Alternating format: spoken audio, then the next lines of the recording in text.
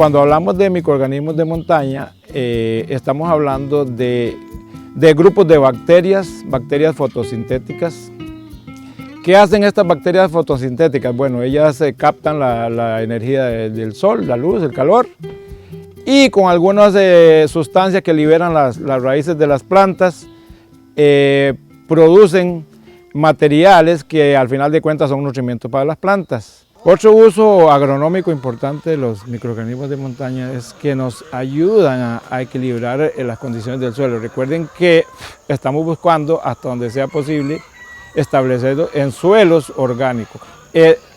Las plantas asimilan mucho mejor los nutrientes cuando tenemos presencia de microorganismos de montaña en ese suelo.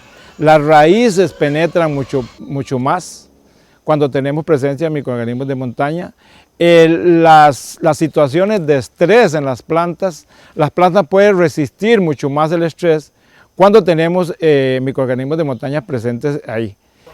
Recordemos que además de esto, los microorganismos de montaña tienen un uso especial en animales, que después de haber hecho una aplicación de microorganismos de montaña por ejemplo, en excretas de animales, hemos encontrado que media hora, una hora después, el olor ha desaparecido. Hay que tomar en cuenta que para la captura de microorganismos de montaña se requieren algunas condiciones importantes y hay que resaltarlas.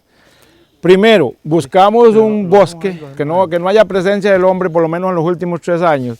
Agregado a eso, buscamos un bosque que reúna ciertas condiciones, que no haya signos evidentes de erosión de suelo, que no sean suelos laderosos, sino que haya esa acumulación de materia orgánica que es el medio donde se reproducen los microorganismos de montaña.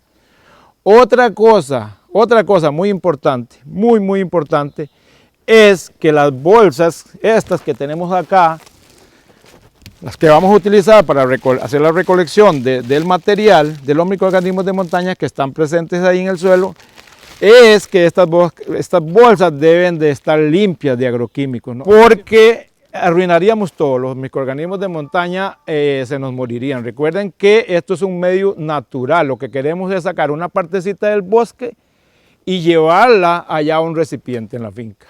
Otra cosa para resaltar es que la captura debe realizarse en la misma zona geográfica donde se va a elaborar el microorganismo de montaña.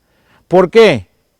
Porque los microorganismos de montaña están adaptados a esas condiciones de la materia orgánica existentes en esa zona geográfica. Ok, ahora vamos a proceder a realizar la captura de los microorganismos de los cuales estábamos hablando.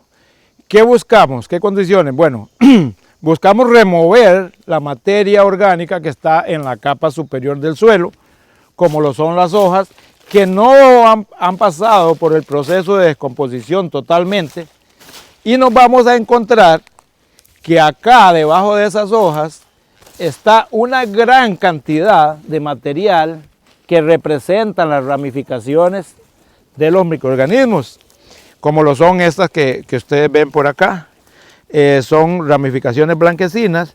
Eso nos asegura definitivamente que este suelo es muy rico en microorganismos. Vean, por ejemplo, si ustedes observan acá, vean, por ejemplo, la cantidad de microorganismos que están presentes en ese suelo. Entonces vamos a recoger esos materiales, los vamos a recolectar, los vamos a colocar en estas bolsas que hablamos. Una cosa importante de agregar es que no debe ir material que no esté descompuesto en el suelo. Entonces el material, las hojas que vayan verdes, pues las separamos del montón que estamos haciendo para luego depositarlas en la bolsa.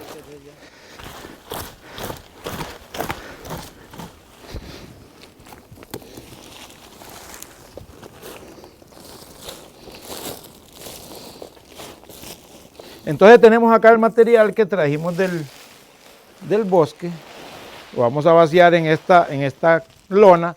Es importante hacer la salvedad de que la lona tiene que ser una lona utilizada solamente para eso, limpia, sin contaminación de ningún tipo, solamente para este efecto.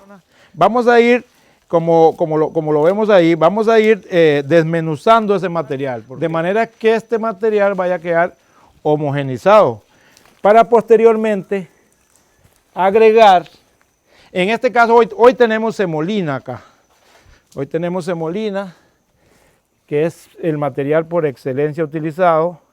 Si no tenemos semolina, podemos recurrir a algún concentrado para alimentar animales. Lógicamente que resulta un poco más barato si usamos semolina. Hay muchos recipientes, en este caso estamos usando un recipiente que tiene una capacidad de 53 litros.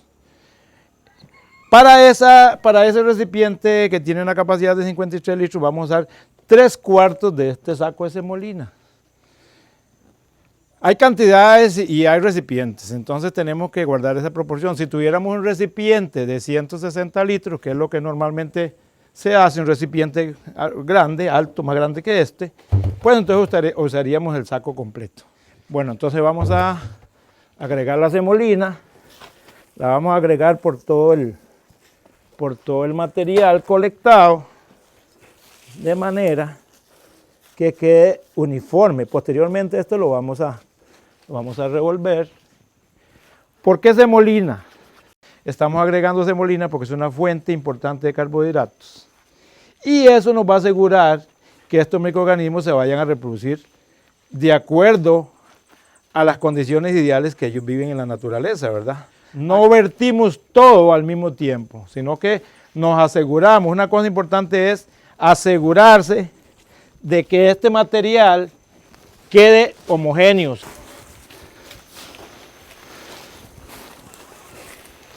Vamos a agregar melaza.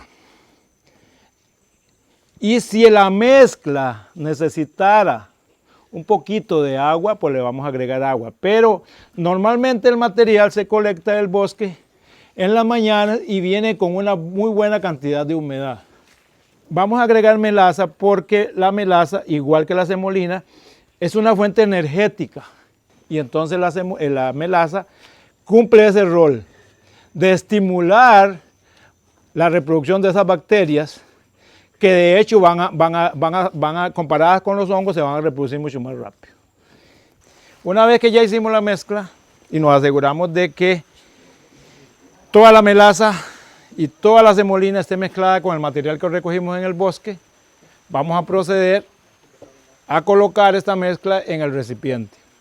Una cosa importante es que este recipiente tiene que tener cierre hermético.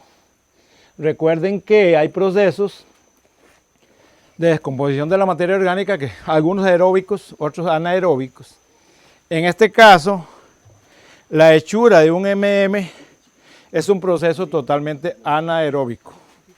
Quiere decir que no hay presencia de oxígeno, no puede haber presencia de oxígeno en esta mezcla. ¿Por qué? Porque si esto, por un error humano, dejáramos pasar aire adentro, dejamos pasar oxígeno, la mezcla se nos va a arruinar. Ya no va a ser un proceso de fermentación lento, sino que se nos va a convertir en una chicha, en un material maloliente que no nos sirve de nada. Vamos a hacerlo de la siguiente forma. Vamos a ir colocando esto por capas de material. Vamos a ir compactando este material. Está bueno, Daniel, májelo. Para asegurarnos ¿qué? Para asegurarnos la no presencia de oxígeno en ese material. Ok, una vez concluido el llenado del recipiente y habernos asegurado de que quedó muy bien compacto, también nos aseguramos de dejar una pequeña cámara entre el nivel del contenido y la parte de arriba del recipiente. La idea es asegurarnos de que el material, cuando se vaya a expandir, encuentre espacio. Vamos a proceder a sellar esto. ¿Cuánto tiempo va a estar este material acá? Algunos recomiendan entre 15 y 30 días, incluso algunos hablan de 35 días. Lo que se dice es que entre más días permanezca el material ahí, pues más rico va a ser. Es muy importante una cosa, y es señalar acá con una cinta la fecha de confección del microorganismo de montaña. ¿Cuándo se confeccionó este material? Ok, señores, una vez elaborado el MM, vamos a dejar pasar ese tiempo de entre 15 y 30 días, 35 días, para abrirlo. Ok, el aspecto de ese contenido, una vez que lo hayamos abierto, es un color blanquecino, producto del crecimiento de los microorganismos de montaña. Tiene que tener un olor agradable a fermento. Si ese material huele mal, huele a agrio, se nos arruinó. Tiene dos formas de uso, y eso es importante que lo podamos reconocer. Son dos fases, una fase sólida, tal y como está el material en el recipiente, y otra es la fase líquida. Vamos a hablar un poquito de la parte líquida. Tomamos de ese recipiente 5 kilos, y lo colocamos en una malla, en un toldo, en un malín, en una tela amarrada con un hilo, depositarlo en un recipiente de 160 litros de agua con 1 galón de melaza. Dejamos pasar entre 3 y 4 días, y después de haber pasado ese número de días, utilizamos ese material líquido. Es importante no dejarlo mucho tiempo ahí, porque se nos desvirtúa la mezcla. Y ya si dejamos muchos días ahí, ya van a ser muchas levaduras, y entonces ya no vamos a tener los componentes de hongos y bacterias y levaduras, las tres cosas juntas. Y entonces tenemos que utilizarlo en los próximos días. Eso es muy importante que quede claro. ¿En qué proporción lo vamos a utilizar? Normalmente lo mezclamos a razón de 1 litro de agua y 1 litro de MM, 50 y 50. Tomamos de eso, lo ponemos en un recipiente, en una regadera, y entonces vamos a regar sobre el material que queremos, en este caso, inocular con microorganismos.